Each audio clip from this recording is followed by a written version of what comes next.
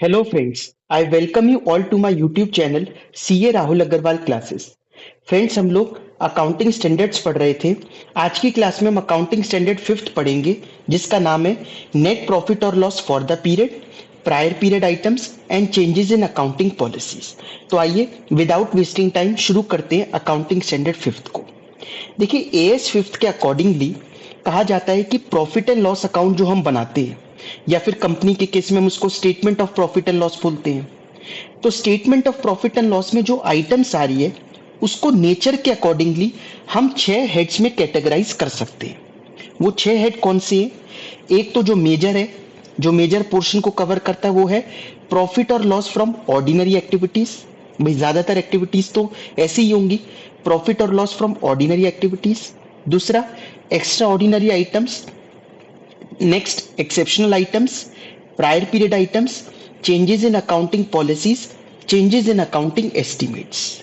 देखिए इस एएस का कहने का मतलब ये है कि हमारे प्रॉफिट एंड लॉस में जो प्रॉफिट या लॉस लास्ट में निकल कर आ रहा है उनमें इन चीजों का कितना इंपैक्ट पड़ रहा है, एक्सेप्शनल आइटम्स का, एक्स्ट्रा ऑर्डिनरी आइटम का, कोई अकाउंटिंग पॉलिसी में चेंज आया उसका, प्रायर पीरियड आइटम का, तो वो इंपैक्ट दिखाई देना चाहिए कि हमारा प्रॉफिट एंड लॉस 1 करोड़ रुपए है माना, लेकिन उस 1 करोड़ में ऑर्डिनरी एक्टिविटीज से इतना है, एक एक्स्ट्रा ऑर्डिनरी आइटम हुई थी उस साल, इस वजह से इतना इंपैक्ट पड़ा।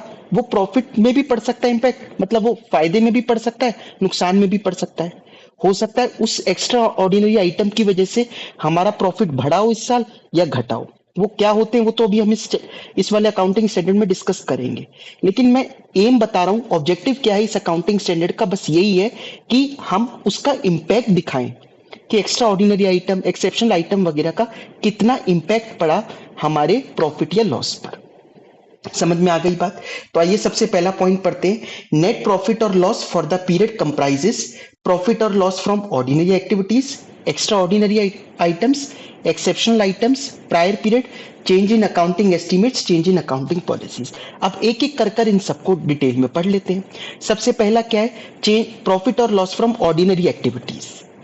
देखिए सब कुछ तो जो हम लोग रोजमर्रा में बिजनेस में कर रहे हैं एक्टिविटी, वो सारी ऑर्डिनरी एक्टिविटी ही है। ठीक है, तो हम जो भी रोज कर रहे हैं, हम गुड्स को बेचते हैं, गुड्स फिर अपने सप्लायर से खरीदते हैं, रेंट पे करते हैं, बहुत सारे खर्चे करते हैं अपने। तो ये जितनी भी एक्टिविटीज हम कर रहे हैं अपने बिजनेस को चलाने के लिए, ये सब ऑर्डिनरी एक्टिविटीज है। तो इससे जो भी प्रॉफिट और लॉस निकल कर आएगा वो हमारे को एक तो दिखा देना है।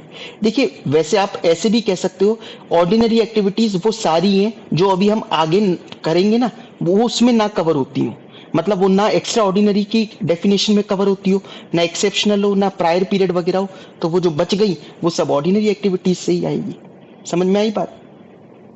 तो प्रॉफिट और लॉस फ्रॉम ऑर्डिनरी एक्टिविटीज का मतलब ordinary activities are any activities which are undertaken by an enterprise as part of its business and such related activities in which, मतलब डायरेक्टली या इनडायरेक्टली वो बिजनेस से रिलेटेड है ना, such related activities in which the enterprise engages in furtherance of incidental to और arising from these activities. ठीक है, directly या इनडायरेक्टली वो हमारे बिजनेस से रिलेटेड होनी चाहिए, तो वो इसमें आ जाएगी। For example sale of goods, commission received etcetera, ये सब हमारी ऑर्डिनरी एक्टिविटीज हैं। तो कोई भी जितनी भी हमारे को items profit and loss account में दिखाई दे रही है, ऑर्डिनरी एक्टिविटीज वाली कहलाएगी प्रॉफिट और loss from ordinary activities. Next head इसमें आता है extra ordinary items. Extra ordinary items क्या होती है? देखिए एक्स्ट्रा ऑर्डिनरी आइटम्स का मतलब है जो हमारे बिजनेस जो हम रोजमर्रा में कर रहे हैं उससे बिल्कुल हटकर हो, हमारे बिजनेस से डायरेक्टली या इनडायरेक्टली उसका कोई रिलेशन ना हो, और ना ही ये रिकर होती हो बार बार। मतलब एक नॉन रिकरिंग आइटम है, ये तो बस इस बार हो गई, ये जनरली हमारे बिजनेस में नहीं होती, और इसका कोई बिजनेस से डायरेक्टली या इनडायरेक्टली लेना देना ना हो, वो कहलाती है extra ordinary item. Example loss by earthquake, earthquake की वजह से लॉस हुआ, तो एक एक्स्ट्रा ऑर्डिनरी आइटम थी। ठीक है, उसका इंपैक्ट मैंने कहा ना, इस आपको स्टार्टिंग में ही एएस 5 का एम बता दिया क्या है, तो उसका इंपैक्ट हमारे को दिखाने की भाई इस बार हमारा एक्स्ट्रा ऑर्डिनरी आइटम मतलब लॉस बाय अर्थक्वेक की वजह से हमारे को 40 लाख रुपए का लॉस हुआ, तो उसको पी एंड एल अकाउंट में अलग से दिखाना है कि ये एक्स्ट्रा ऑर्डिनरी आइटम की वजह, एक सेपरेट लाइन आइटम कि ये एक्स्ट्रा ऑर्डिनरी आइटम है। पहले ऑर्डिनरी एक्टिविटीज का प्रॉफिट निकाल लो, फिर अलग से इसका इंपैक्ट दिखाओ कि ये 40 लाख रुपए माइनस कर रहे हैं, ये इंपैक्ट पड़ा, वरना हमारा प्रॉफिट इतना नहीं रिड्यूस होता। ये तो एक एक्सेप्शनल आइटम थी जिस वजह से प्रॉफिट रिड्यूस हो गया। समझ में आई बात? वो कहलाती है एक्स्ट्रा ऑर्डिनरी आइटम। मीनिंग क्या है पढ़ लेते हैं एएस के हिसाब से। इनकम और एक्सपेंस, वो फायदा भी हो सकता है, वो नुकसान भी हो सकता है। अब कोई आपको इंश्योरेंस क्लेम मिल गया बड़ा अमाउंट का, यही अर्थक्वेक के लॉस की वजह से, भाई गवर्नमेंट ने डिसाइड करा कि सबको कंपनसेशन देंगे जो जो इम्पैक्ट कर गए अर्थक्वेक की वजह से, तो एक अमाउंट आएगा हमारे बिजनेस में, तो वो एक एक्स्ट्रा ऑर्डिनरी इनकम है हमारी। इनकम और expenses that arise from events और transactions that are clearly distinct from ordinary activities, ordinary activities से बिल्कुल अलग दिखाई दे, of the enterprise and therefore are not expected to recur frequently or regularly. These are disclosed in the statement of P&L as a separate line item.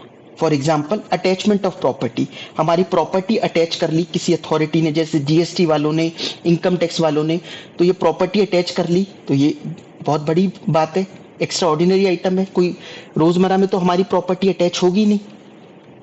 Loss by earthquake etcetera, ठीक है, ये सब कहलाएगा एक्स्ट्रा ऑर्डिनरी आइटम। आप एक question देखिए, ये RTP में 2018 का क्वेश्चन है।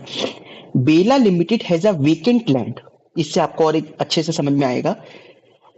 बेला लिमिटेड के पास एक वेकेंट लैंड था measuring 20,000 square metre which it had no intention to use in the future. ठीक है, एक जमीन पड़ी थी खाली और उसके पास कोई अभी ग्रोथ का प्लान नहीं था कि उस वहां पर कुछ करें। The company decided to sell the land to tide over its liquidity problem. Cash crunch था, पैसे की दिक्कत थी, तो उन्होंने सोचा इस लैंड को ही बेच देते हैं।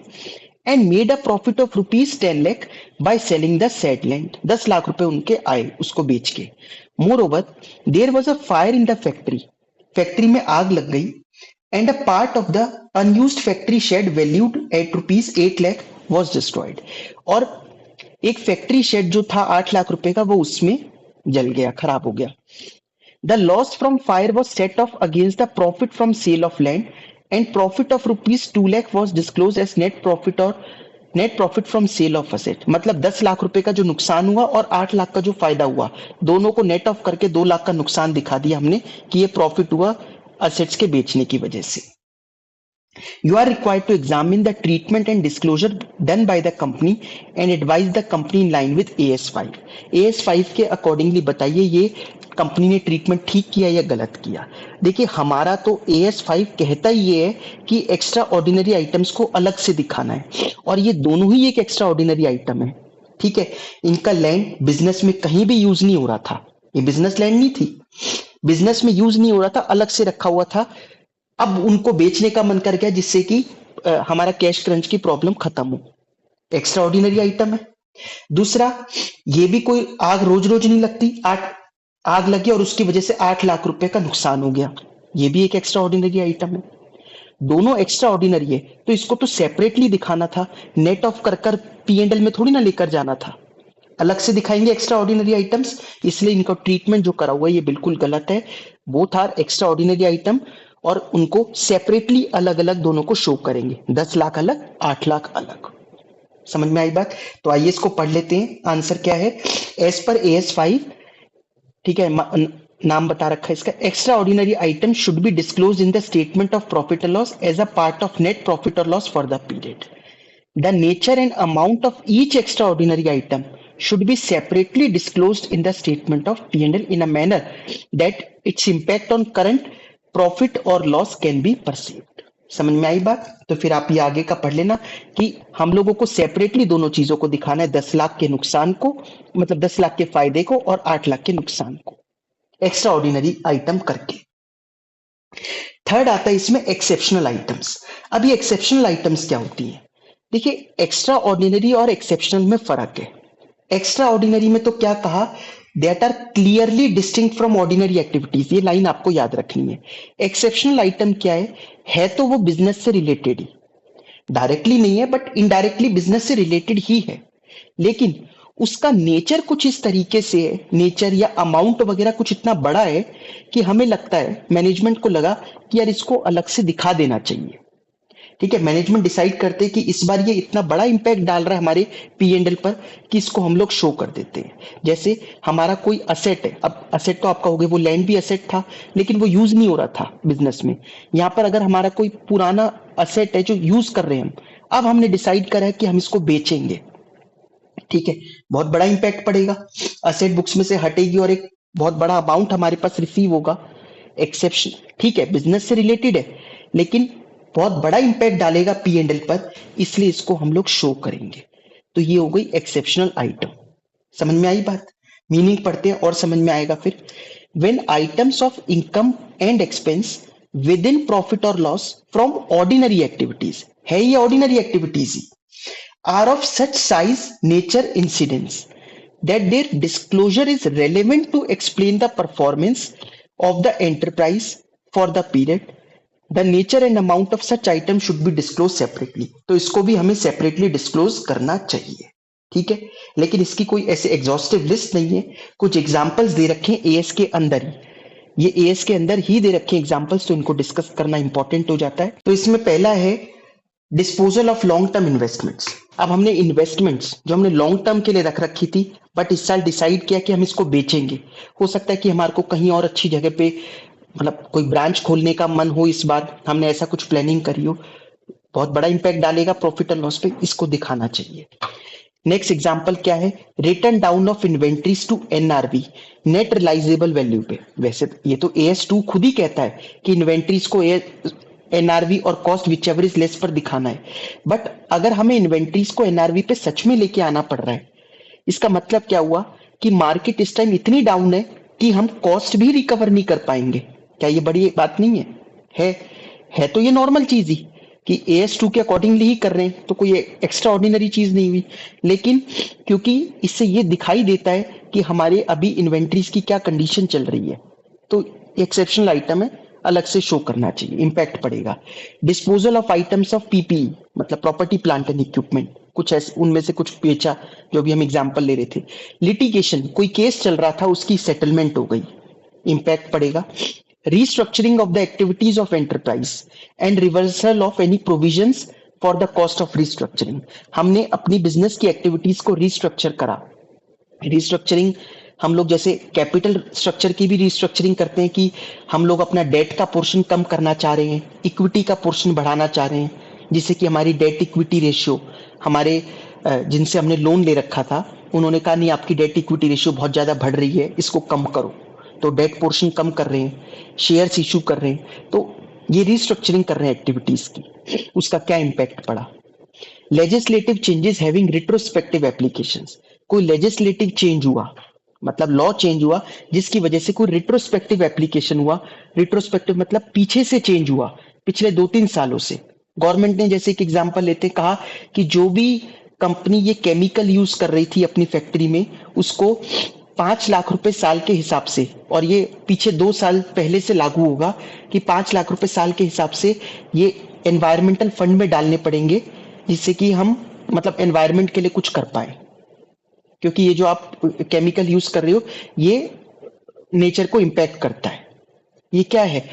लेजिस्लेटिव चेंज है जिसका रेट्रोस्पेक्टिव एप्लीकेशन होगा। पीछे 3 साल का है, 2 साल का है, तो हमें 5 लाख रुपए हर साल के हिसाब से खर्चा आ गया नया।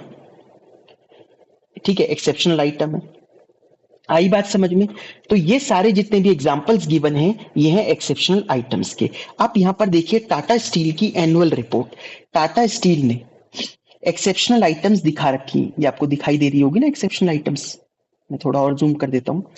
प्रॉफिट और loss on non profit on sale of non current investments, provision for impairment of investment, employee separation compensation, restructuring, gain on non current investments classified as fair value, ये सब उन्होंने एक्स्ट्रा एक्सेप्शनल आइटम्स अलग से अपनी। देखो क्या है इसका मतलब, पहले प्रॉफिट निकाला नॉर्मल वाला, फिर इसके बाद इसका कितना इंपैक्ट पड़ रहा है ये दिखा दिया। ठीक है, तो यही तो एएस कहता है, बस एएस कुछ अलग थोड़ी ना बस कह रहा है, बस यही कह रहा है कि इनको अलग थोड़ा दिखा दो जिससे कि इस साल के प्रॉफिट या लॉस पर उसका कितना इंपैक्ट पड़ रहा है वो दिखाई दे। सबको, यूजर्स ऑफ फाइनेंशियल स्टेटमेंट्स को। आई बात समझ में? तो ये हमने 3 डिस्कस करे, बाकी चीजें हम लोग फिर नेक्स्ट क्लास में डिस्कस करें।